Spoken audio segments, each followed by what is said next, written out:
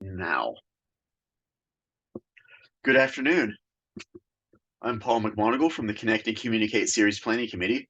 Thank you for joining us for the Connect and Communicate series today. And we are presenting We Can Do It Ourselves, Exploring the Foundations of DIY Culture and Zines for Academic Libraries with Carmen Cole. This discussion will be recorded and it will be made available to Pennsylvania Library Association College and Research Division members through the PaLA website, as well as sent to registrants and available on the CRD blog. For this discussion, you will only need a headset or speakers. We encourage you to ask questions in the chat box at the bottom right throughout the discussion, and we'll attempt to include your questions at the end of the presentation. We'll also do our best to assist participants with technical issues. Please post any issues you may have in the chat box as well, and we will get to you. This session is brought to you by the Pennsylvania Library Association College and Research Division's Connect and Communicate series. And I'd like to thank the CRD board for supporting this initiative and the other Connect and Communicate Planning Committee members, which include, and I'm horrible with saying some of the last names, so we'll just go with the first names because you know most of these people already. With Adam, Ronali, Christy, Andrea, and Amy. Please contact any one of the team for information about becoming a Pennsylvania Library Association member. This project is made possible by a grant from the Institute of Museum and Library Services,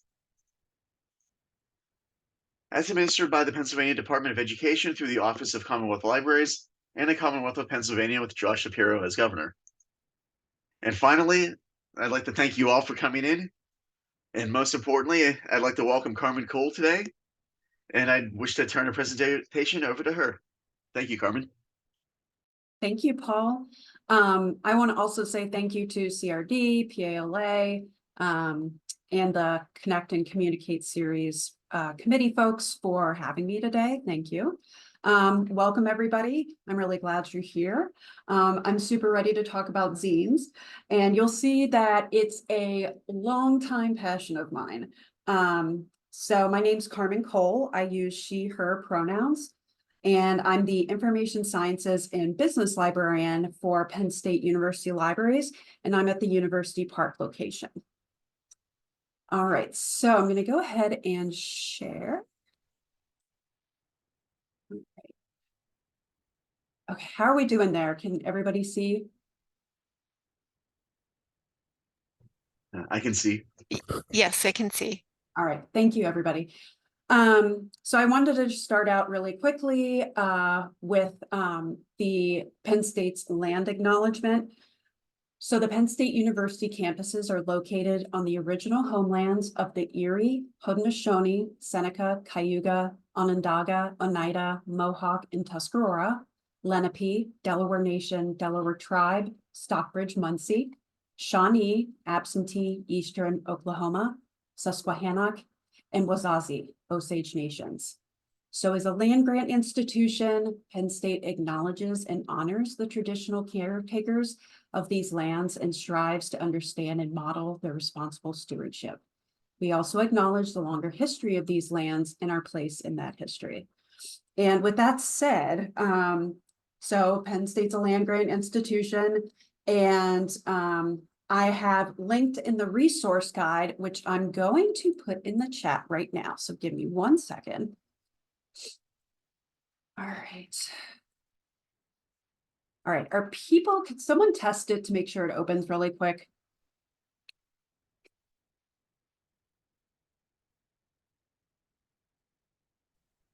Carmen, It says we need, yeah, go ahead, sorry. that's all right. It says we need access to it. All right, hold on just a second.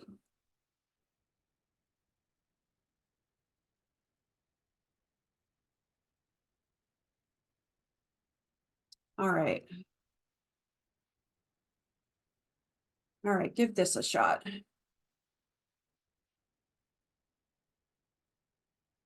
That will work. I see a bunch of like little anonymous animals coming in, so I'm going to assume it's good. All right, so I have put at the very top of this resource guide, which is extensive, but don't be scared. It's full of like fun and goodness. The land acknowledgement resources, what I just read from. I also included a link called Land Grab Universities. And if you're not familiar, land grab universities or land grant universities have not the greatest past, you could say, with acquiring, stealing native land. So it's interesting to read about and know about. I also put 4 links to different organizations, councils, nations in the resource guide. I often think it's performative to just read a land acknowledgement, and I wanted to make sure that we could act. So donating your time, donating a few bucks, like whatever. So I put the Council of the Three Rivers, which is in Pittsburgh, the Lenape Nation of Pennsylvania, the Native American House Alliance, and that's in Philadelphia. And then the Carlisle Repatriation. So if you're not familiar, Carlisle was the site of a residential school for Native American children. Many children are unfortunately buried there. And this is to help with getting them repatriated back to their original homelands. Okay, so I just wanted to give a really quick content advisory. Examples used in this presentation and in the accompanying resource list may contain language and pictures that some may deem offensive and may mention sensitive topics such as mental illness. So I have an example here. I want you to take care of yourself as I move through the presentation content. If you need to leave, totally okay. But I will discuss later that zines are valued for being authentic, and they're an outlet for vulnerability. Zine content is typically not what one may find in traditional resources. So hence, it may be like, some may say like a little bit more, controversial than just like picking up People magazine, right? Okay. So I already put the link to the resources in the list. Please let me know if anybody else needs the link. And I'll be working from that. So not only will I be mentioning some of these things, but this is additional resources as well for you to do your own exploring. So I have the links to the slides right at the top as well, if it's easier for you to follow along that way. All right, so let's get warmed up here. If everybody could put in the chat, when you encounter the phrase, do it yourself, what comes to mind for you? You just want to take a second.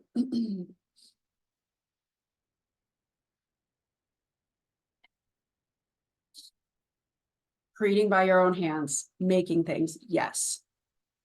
Ooh, hacks, that's a good one. Projects, yep.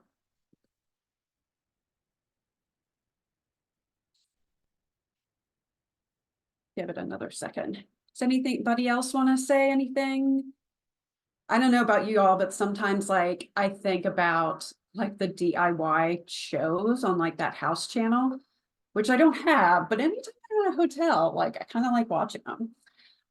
Let's see. Okay, creating also punk outsider culture. Excellent. We will get into that. Making your own vision a reality. Using what's at our own disposal, post-to-purchasing punk, building, creating. Yep, home renovations. This is awesome. Thank you so much. You all have anticipated the next part of the presentation. So do-it-yourself culture. I've been very inspired by the work of librarians Kevin Adams, who's at Alfred University, and Edward Glore, who's at the University of Houston, to learn more about the punk origins of DIY culture and how to apply that knowledge to my librarianship. So punk culture emerged as a reaction to the commercialization of mainstream music. Punk musicians and fans embraced DIY culture to create and record their own music, make their own art, design their own fashion. And this DIY movement in music was important because it challenged the commonly held belief that you need a major record label to grow a fan base and make a living as an independent musician. But DIY culture also encompasses a wide range of activities across various domains. So including like some of the things you all just mentioned here, crafting, home improvement, arts, technology, cooking, and more. So some examples could be making your own clothing, doing your own home renovations, using found objects in art, open source coding, growing your own ingredients for recipes, things like that. All right, and the DIY ethos extends to the organization and promotion of punk shows and events. It's often done by fans and independent promoters, rather than those involved in the traditional music industry. And it's important to note that opening critical space for greater consideration of common methodologies across different cultural practices or of a wide range of historical contexts is important. So we can expand our thinking to other DIY contexts, some of which I just mentioned, but thinking about things like quilting and knitting circles, ham radio, mutual aid societies, community gardens, and things like that. DIY culture emphasizes independence and self-reliance. Participants take a lot of pride in their ability to solve problems and accomplish tasks on their own without necessarily seeking outside help. And DIY culture also encourages individuals to be resourceful and make the most of what they have at hand. So someone made similar mention of that in the chat, so thank you.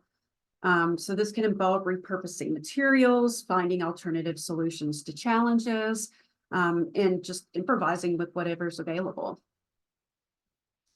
So DIY projects can definitely be solitary endeavors, but it also fosters a sense of community and collaboration. Enthusiasts often share their knowledge, experiences, and projects with other like-minded individuals through like online forums, workshops, events, makerspaces, social media, etc. All right, so what's a zine? First of all, it's pronounced zine. It's not a zine, but really, like, who would care if you said it like zine? I don't know. They're generally homemade. They're inherently anti-professional and pro-mistakes. They are unedited documentations of human experiences and opinions, which often have the purpose of finding like-minded others to share relevant information. They're typically photocopied, black and white, or they could be printed on color paper, like this really cool Mall Life zine from 1988. They include typed or handwritten text, images and drawings, ephemera, and they're often distributed in physical form. They're not commercially available, although some zines have turned into more traditionally published magazines, like you would see, you know, in the grocery checkout line or whatever. Zines are self-published and generally have very small print runs. So basically, creators have the complete freedom to do what they want with content and format, etc. So 2 examples of zines that have become like big magazines are Bust and Bitch magazines. They are commercially available, were traditionally published, but zines are not made with monetization in mind. Creators may ask for a small fee to cover like copying and mailing costs, and they should obviously be compensated for their work. So what that could look like is if you're at a zine fair and you're picking up a couple zines from a creator, and you know, you Venmo them $10 or whatever, maybe throw an extra $5 in there too, if you really like appreciate their work, to help them continue to do what they're doing. So I just spoke with someone the other day who was tabling at the NYC Feminist Scene Fest, and she was really happy just to make back the money she spent in copying. So people are not doing this to like get rich. I've been really interested in and inspired by zines for a very long time, and I'll tell you more about that later. And I definitely think it's easy to see the connection between zines and the DIY punk culture, DIY ethos. All right, so a little history. Indeed, the origins of zines are based in fan culture, the punk movement, and various political movements. Those self-published pamphlets and tracts and whatever can be traced back to as far as medieval times. The tangible concept of a zine really didn't exist until the science fiction enthusiasts of the mid-20th century started creating them. So the 1950s and 60s, Beat Generation saw a rise in the underground presses. And the mid to late 70s saw an explosion in punk music and culture. And then the Riot Girl movement of the 1990s grew out of the punk movement and had its own zine culture. So there's an example right here of one of the zines. The Riot Girl era is when I became interested in zines. So authors Rosenberg and Garofalo note the most common means of communication in the Riot Girl community is the zine. Across the country and even internationally, girls produce countless zines. Riot Girl sees zine writing and publishing as a basic method of empowerment. Zine production is self-motivated political activism that a girl can do entirely independently. Zines subvert standard patriarchal mainstream media by critiquing society and the media without being censored, and gives girls a safe place to say what they feel and believe. So I definitely want to mention that the lack of intersectionality in different movements, the different movements I've referred to, especially punk and Riot Girl. Both movements were often seen as white-dominated spaces that were hostile to people from historically minoritized populations. I think this is really critical to keep in mind when researching the history of zines. Whose voices in these movements was not being heard? Whose voices were being repressed? All right, zine topics. Really anything goes, and you can see some examples here. So there's a mini zine on things my dog has destroyed. There's a collection here from the College of Colorado Tut Library. And I'm just off the cuff saying, hello, this is the ocean speaking. How may I help you? There's a couple activist zines, a loafer manifesto, and then there's a mini zine on the right about why Wikipedia matters.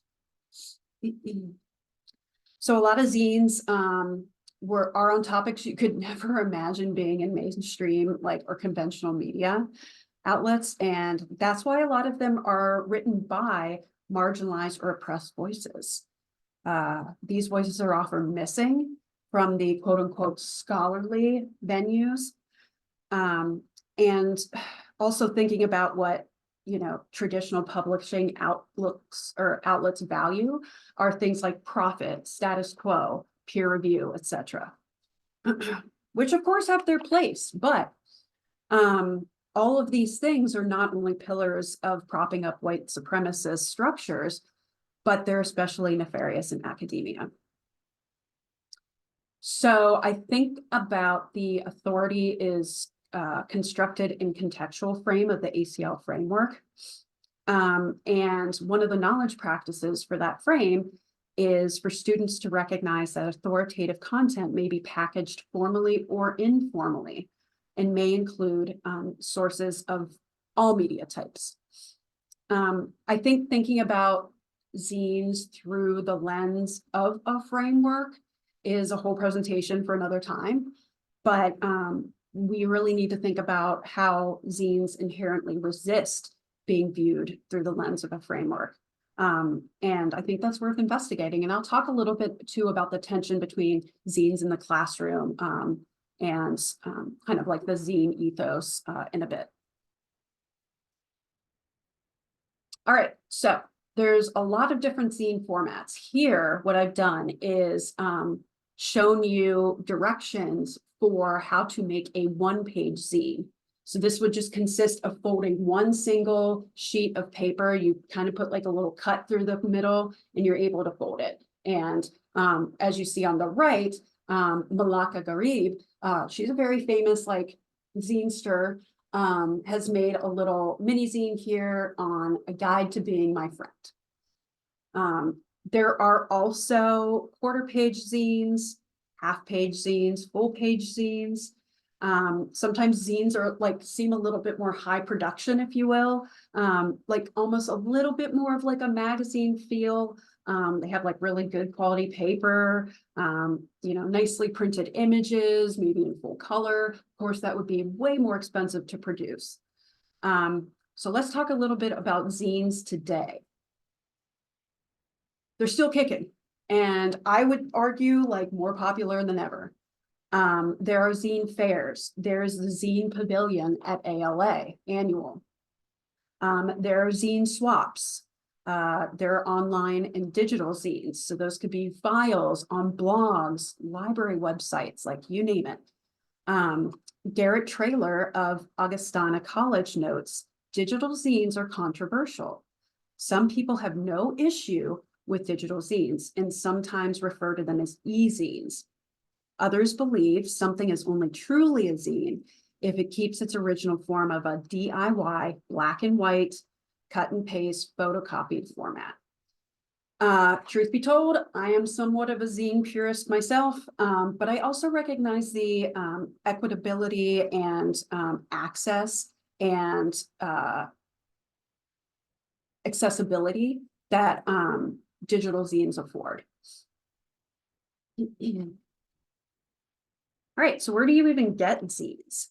Zine discovery is really, really fun, I think. If you're looking for a zine on a topic, literally Google, zine and environmentalism and PDF. And like we're all like library professionals, we know what's going on. But I am working on creating an assignment for an online class.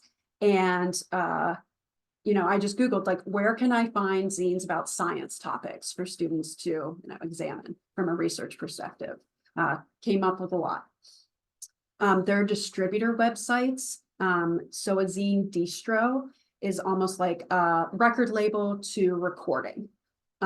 They are run by someone who curates a selection of zines and makes them available to others. Just note that if you purchase zines from a distro, the zine store will get a smaller cut of the profit because obviously the distro is taking some of that cost to run their business.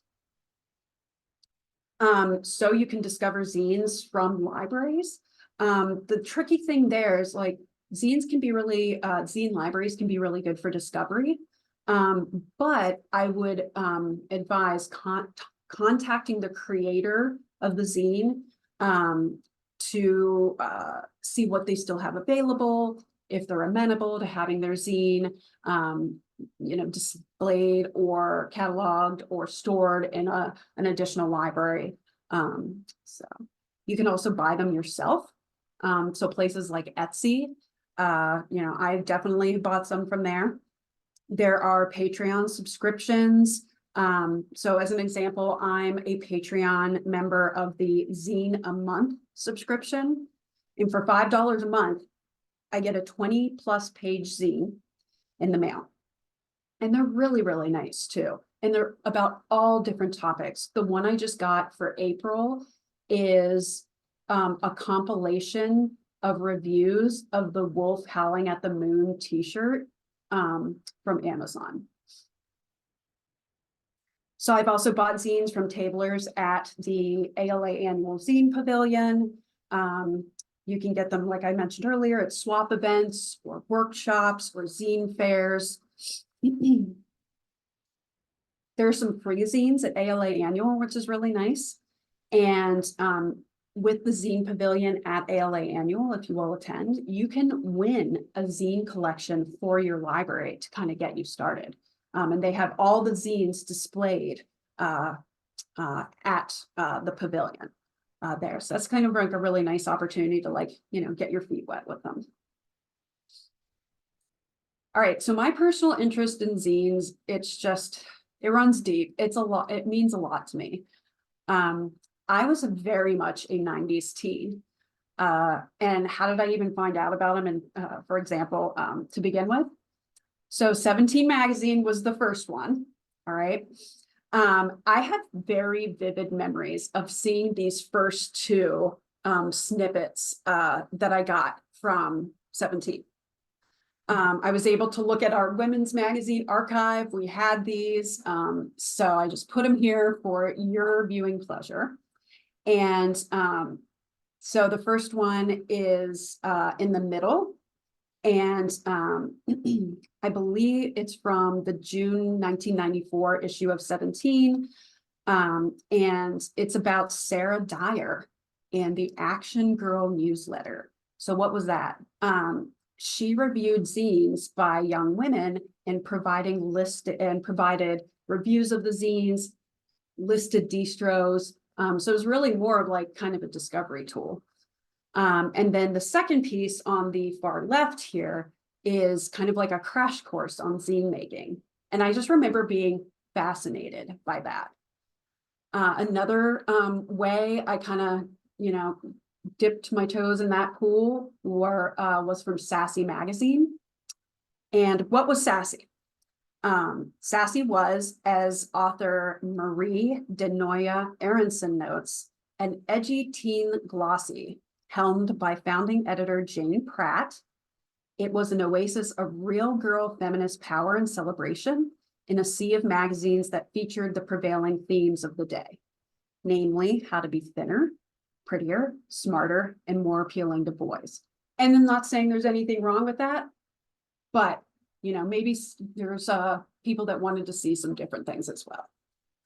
All right, they had a zine of the month column. It's very difficult to find any like reproduction or PDFs or anything of Sassy because Sassy is kind of hard to find now. It only ran from late 80s to the mid 90s. But they had the zine of the month column. I put it here in the middle of the screen. And if you know who is on the cover of this issue of Sassy, then we should definitely be friends. I will tell you who it is, though. It's Juliana Hatfield, and you may remember her band's song "Spin the Bottle" being featured on the Reality Bites soundtrack. So that's very 90s of me right there. There is also this book I was obsessed with called Girl by Blake Nelson. And it chronicles teen girl Andrea Marr's exploration of the Northwest music scene at the height of like the grunge revolution. But there's definitely also Riot Girl content in there as well, and mention of zines.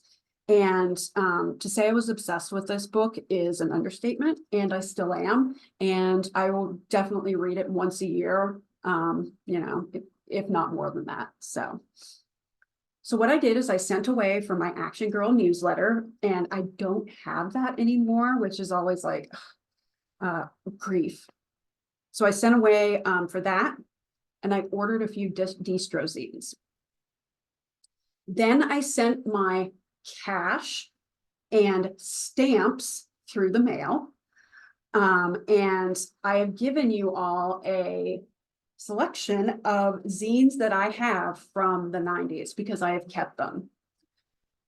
So if you see on the right here, I have an original Bikini Kill zine. And it's Bikini Kill was one of the main bands that started the whole like Riot Girl revolution. And in this issue, it's produced by the band members of Bikini Kill, but mostly like the front person, Kathleen Hanna. She has an autobiography coming out next month, which yes, I've already pre-ordered. And this zine contains the very famous Riot Girl manifesto. And then I just have put another couple of things for you to see here. So Alice the Camel, half-page zine. There's one quarter-page zine down here, which is all about this girl who rides the bus around in San Francisco and like just tells about her experiences. The two on the left are full-page zines. So you can see that there's a Sarah Dyer quote on this one. Here's a selection of zines that I have obtained recently within the last few years or so. So this Weirdo du Jour, I got that at ALA. This Stuff I'm Into Lately, I got from Etsy. digging and behind the zines I got from Etsy, and Tart is part of a subscription I have. All right, so let's talk about like why zines in libraries, like why should we care, right? Give me one second. I'm just going to take a sip of my drink here. Thank you. So authors Stoddart and Kaiser note that zines offer a direct and unfiltered view of an individual's interpretation of and participation in the culture that surrounds them. The zine presents a first-person attempt to decipher and decode the world. So libraries represent our patrons and preserve a cultural record. We're often responsible for collecting and preserving what historians will use as their records. So what is included and what is omitted in our collections will ultimately affect what's told through history. Stoddart and Kaiser also note a library's purpose is not to act as arbiter of culture, describing what is and what is not culture. A library is an access point to the information in a culture. So a library's holdings should encompass a wide range of materials to provide as an accurate picture of a cultural time and period as possible. Author Kathy Camper echoes this sentiment by stating, including zines in your library can fill holes in your collection by representing marginalized, unedited voices and sharing unique views on topics mainstream publishing and the internet don't cover. Zines are really important resources. The production and dissemination of zines make for an unprecedented level of freedom of expression. So as I mentioned before in the presentation, historically minoritized and oppressed voices can be heard and surfaced in zines. One of the examples I've shown here in the slide is a mini zine. So it's the zine here on the left by Jenna Rose Sands. She is Cree Anishinaabe, and she's an artist that uses zines to address Indigenous issues in Canada. So this zine is an introduction to residential schools in Canada. So like I spoke about in the land acknowledgement portion, there was a residential school in Carlisle. And this zine is geared towards children ages 8 to 15. So think about where you may find similar material published in traditional media. Think about how this information would be presented in textbooks. Think about how this information would be presented to children in a classroom through traditional means, so like a textbook or something like that. I don't believe you would find that in a classroom, or at least most classrooms. So I think it's really important because zines capture moments in time, and they validate personal experience. Zines are often very deeply personal, and creators can relate experiences firsthand on sometimes sensitive topics. All right, so let's take a pause, take a breather, get a sip of your drink, and I would like you to respond in the chat. As academic library professionals, what can we do with zines in libraries? Like just some ideas. If you had a big zine collection, what would you be doing with it?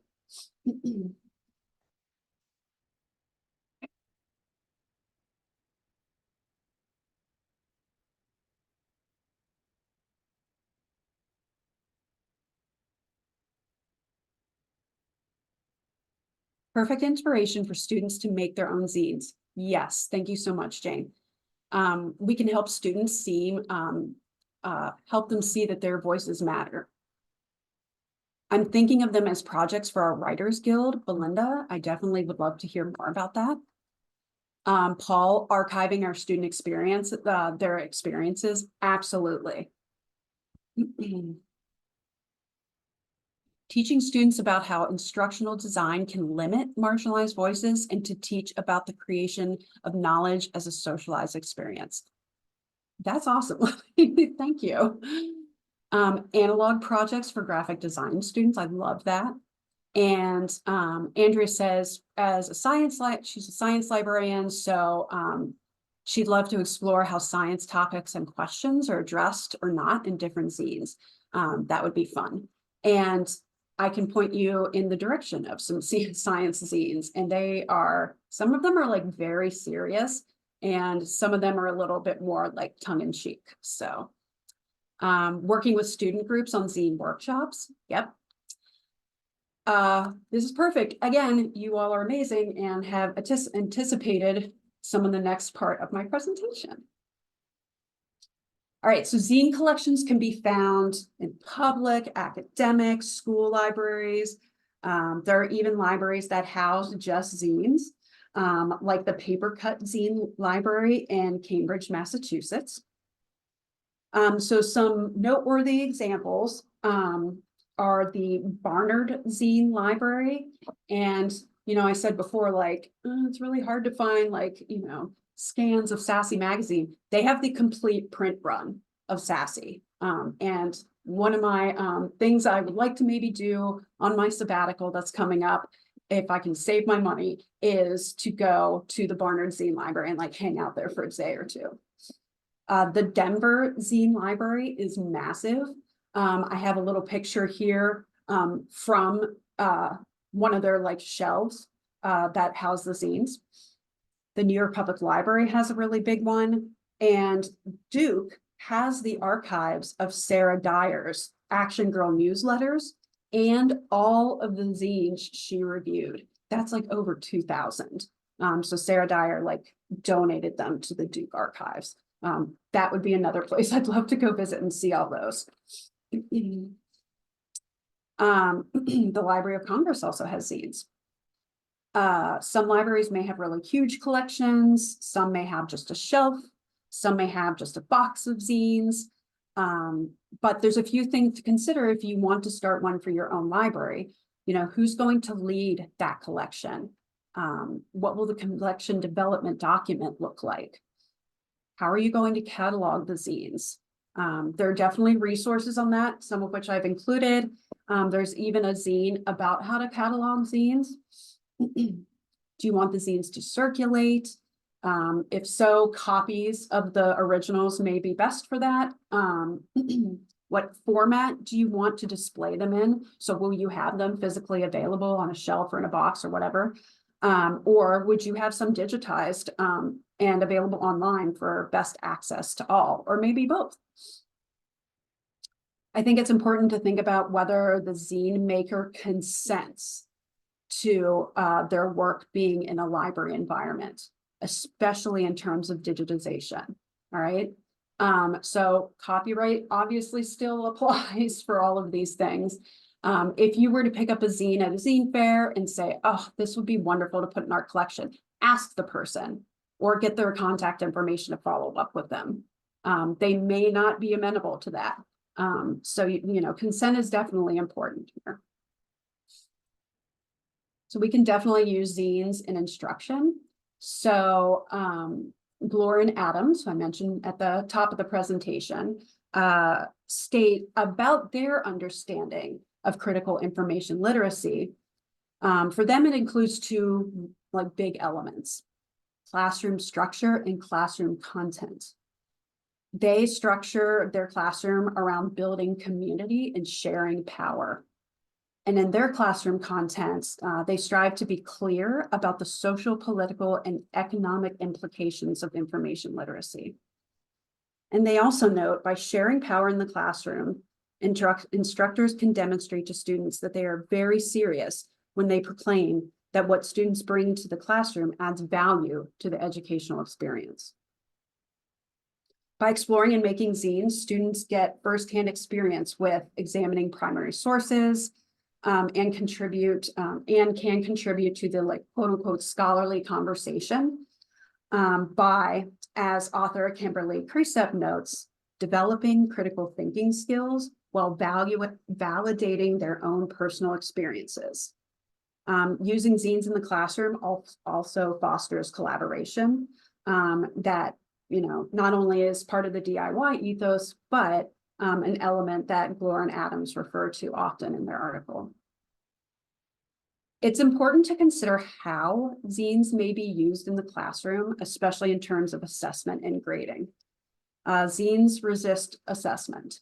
How it's pretty subjective, like, how are you going to deem the scholarliness of a zine about what your dog ate compared to, like maybe a more serious note, zine about like black holes or something. So because they're a format that allows for creative freedom, rather than being confined to the requirements of like a curriculum or a grading rubric, you kind of have to tread carefully there. For me, I would love to do just like a pass fail. Did you make your zine or didn't you? Author Liana Velasquez notes that making a personal zine for a grade should not be considered. How do you assess personal experience? So making a zine in the classroom should be directly related to the curriculum. And like I said, like a pass-fail grade should be considered. Ownership of the zine should be considered as well. Students need to have the option of whether they keep their zine, maybe give a copy to the library archives, whatever. And also, I think educating students about Creative Commons and copyright can really help them make decisions about how they may want their work disseminated or protected. All right. Let's talk a little bit about zines as open pedagogy. So open education in general, what is it? Although everyone may already know, just like a little refresher. So Spark defines open education as encompassing resources and tools and practices that are free of legal, financial, and technical barriers and can be fully used, shared, and adapted in the digital environment. So you'll note in my resource guide and my slides, I have them under the very least restricted Creative Commons license. So if you want to use content from these slides, knock yourself out, just credit me. That's all it's saying. And what is open pedagogy? The UT Austin Arlington Libraries define open pedagogy as the practice of engaging with students as creators of information rather than simply consumers of it. It's a form of experiential learning in which students demonstrate understanding through the act of creation. The products of open pedagogy are created by students and openly licensed so that they may live outside the classroom in a way that impacts the greater community. So why would you consider open pedagogy for library instruction? Ideally, using zines in the classroom, especially for library instruction, will go beyond the one-shot session that we all know and love. And it may be more of a project or activity that's, embedded more deeply in the course and may run the length of the course or, several weeks, a month, whatever. It's a really great way to collaborate closely with faculty members to decide on how making zines will be integrated into the curriculum. And zines have a great potential to be renewable assignments to promote student agency, ownership, and fulfillment. So for example, students could create a collaborative zine on class topics to be used as learning material for future students. Future students could build upon the material in the collaborative zine, remix the material, or create ancillary materials for the collaborative zine, such as slides, lesson plans, resource lists, and things like that. And students that may not be inclined to participate in more scholarly discourse or that may feel intimidated to do so, zines are a really great way for them to engage in knowledge creation beyond kind of a one and done assignment. All right, so you can do zine workshops to promote community building and student engagement. You can do a collaborative zine in a workshop. You can start a collection of zines. Maybe if you have a club work on a collection, I would love to work with the women in IST, that's my liaison area, information science and technology, to do a series of zines. I think it'd be just really cool to capture how students in the Women in IST Club see themselves as technologists, not only in the college, but in general. So you can host just a general one where it's like, hey, come make a zine as part of like maybe a finals de-stress type thing. Or you could give out bags of zine making supplies at, different points in the semester as kind of like a give your brain a break. You really don't need much. So you need paper, pens and markers, tape and glue, maybe some magazines to cut out from, staplers. So you need a regular one and probably a long arm stapler. You'd need to do some marketing. I've given you some great examples here of some different marketing for zine workshops. You'd need some release forms, perhaps, if students were going to be donating to your library's collection or archives. Some zine examples are always welcome. And if you really wanted to, take it to the next level, you could have a photocopier or a scanner there, a typewriter, a label maker, stamps, washi tape, stickers, and those types of things. You don't need the fanciest supplies. There's really good sales on the above, during back to school time, or you can go to the craft store with your fistful of coupons, or you can even go scour thrift stores and see what they have. You can even ask for supply donations. So maybe your library patrons set out a box and say, hey, if you have a bunch of magazines laying around, can we have those? Extra scissors, like whatever. And Carnegie Mellon has a really cool zine making cart that's out, and other libraries do as well, but I just think it's cool. And I don't know if it's permanently out or if they just wheel it out for different events and things like that. All right, so I was going to do a little activity, but I want to make sure we have time for questions. My activity was, what would the topic of your zine be if you were going to make one right now? So feel free to answer in the chat. I was going to take a little bit longer for us to consider this, but I know I would do mine about where my cats sleep and at what time of the day. And I think that would be cool just to have that little snippet of their lives. Or I would write a Survivor, like the TV show, fanzine series. So I would also I love Survivor and this is what I like about it. And here's the people I really like, whatever. But I would also address, some problematic things about the show. All right. Any questions? And this is marketing for a zine event at Duke. And I just like the kitty too, so. I'm gonna go ahead and stop sharing so I can see everybody. I'm just gonna double check the chat here because I see there's some. Oh.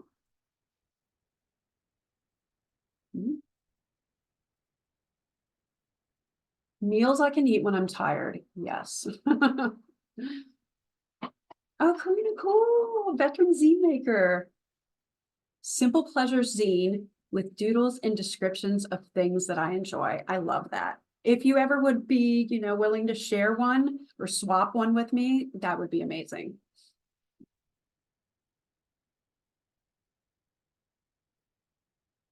Yeah. Other ways you can repurpose books. The magic of coffee, absolutely. Karina, we'll be in touch. My email is on the resource guide. Actually, I'm going to put the link to that resource list in the chat just one more time so you all can have it. And it has my contact information at the top as well. So what kind of questions do you all have for me? Even be comments like, what would you do with zines at your library? Or what has interested you about this presentation? What would you learn more about?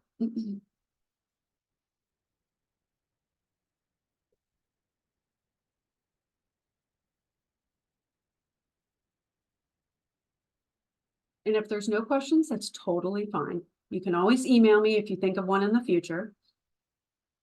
I did want to mention really quick, Jane, not to like put you on the spot, but I believe at Brandywine, there is a really small zine collection. Is that correct?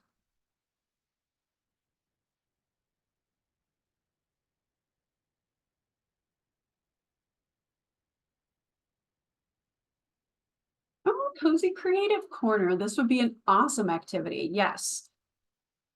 And Andrea has some ideas for instruction. I love to hear that. All right, I think I'm about done. Paul had something for the end. I just want to thank you all for being here today. You can tell I'm really passionate about this topic. And please reach out at any time, even if you're like, I want to Zoom with you for half an hour and just like chat about zines.